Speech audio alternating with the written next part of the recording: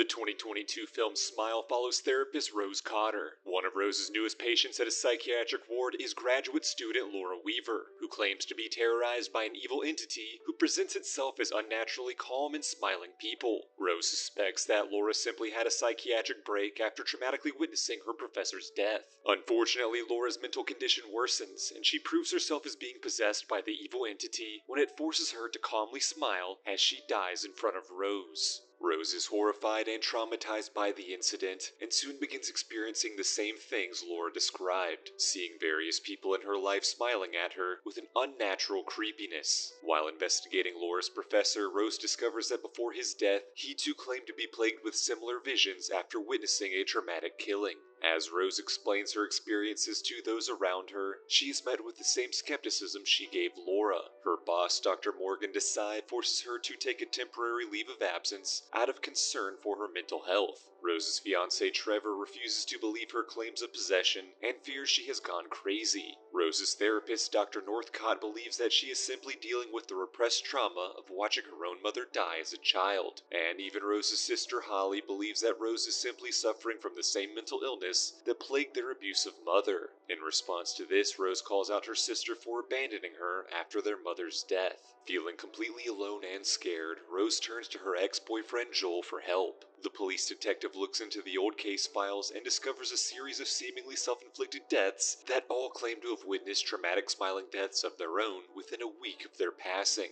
Rose and Joel then discover a lone survivor in the chain of deaths, convicted murderer Robert Talley. Robert explains that the entity possessing Rose feeds on trauma, and the only way he could stop it when it possessed him was to murder someone in front of a traumatized witness, passing the entity onto them. Rose initially rejects this idea, but following more horrifying hallucinations, she considers murdering one of her patients in front of Dr. Desai, causing him to alert the authorities. Not wanting to kill someone to save herself, but also not wanting to pass on the entity to another victim, Rose decides to retreat to her childhood home to die alone, forcing the cycle of trauma to die with her. As Rose is confronted by more hallucinations, she is forced to come to terms with her decision to allow her abusive mother to overdose without calling for help. When Joel realizes Rose's plan to die alone, he races to the house to try to stop her. Unfortunately, Joel is too late, as the true form of the entity, a smiling monstrous creature, fully possesses Rose and forces her to set herself on fire in front of Joel, passing the curse on to him.